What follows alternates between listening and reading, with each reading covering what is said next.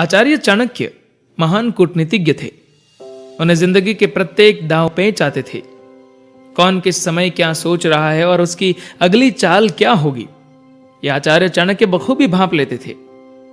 अपने इन्हीं प्रयोग के बाद चाणक्य ने इस महान ग्रंथ की रचना की थी, जिसे पढ़ने पर हमें मनुष्य के विचित्र स्वभाव एवं उसकी सोच के बारे में पता चलता है।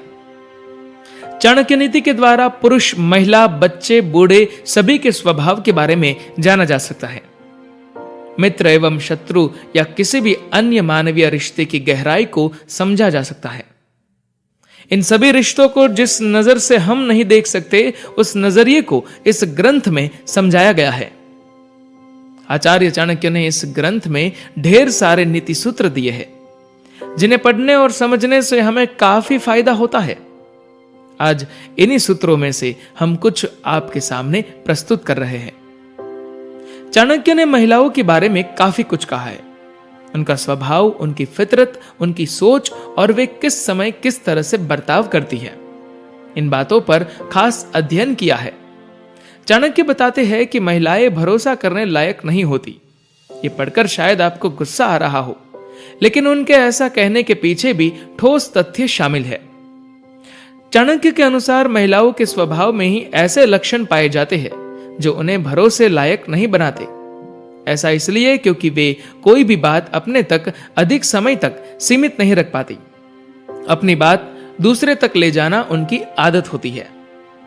इसलिए आप उनसे जो भी बात बांटेंगे वह दूसरे व्यक्ति तक ना जाए, इसकी गारंटी कम होती है।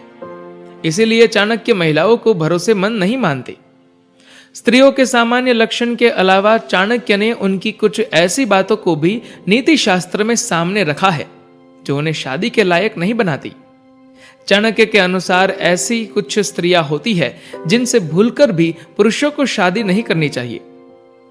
आचार्य चाणक्य कहते हैं, वर्येत कुलजाम प्राज्ञो विरूपामपि कन्यकाम रूपशीलाम न नीचस्य विवाह सदृश्य कुले।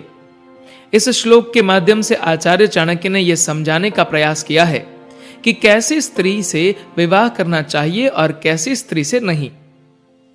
आचार्य चाणक्य के अनुसार सुंदरता ही सब कुछ नहीं होती।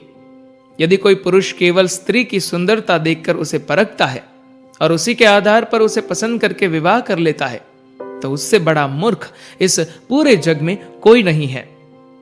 विवाह के लिए स्त्री के संस्कार, उसका स्वभाव, उसके लक्षण, उसके गुण अवगुणों के बारे में जानना चाहिए। इन सभी तथ्यों पर विचार करने के बाद ही स्त्री का विवाह के लिए चुनाव करना चाहिए। अन्यथा सुंदरता के आधार पर गलत चुनाव करने से वैवाहिक जीवन सुखी नहीं रहता। आचार्य चाणक्य ने अपने इस श्लोक में स्त्री के संस्कार पर खास महत्व दिया है।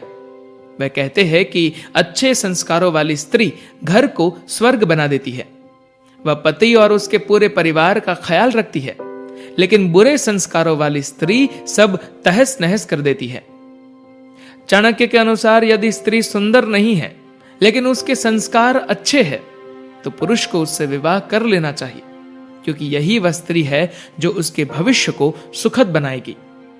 ऐसी स्त्री उसे एक श्रेष्ठ परिवार देगी। लेकिन इसके जगह यदि ऐसी स्त्री को चुन लिया जाए जो संस्कारी नहीं है और परिवार की अहमियत नहीं समझती, तो न केवल शादी बल्कि सभी रिश्ते नाते टूट जाते हैं। ऐसी स्त्री अधार्मिक होती है।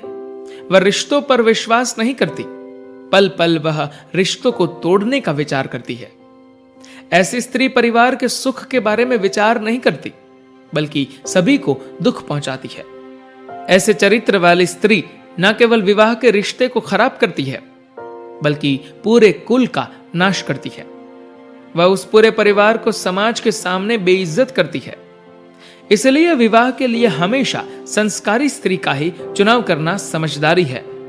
सुंदरता मन की दिखनी चाहिए, तन की नहीं। धन्यवाद।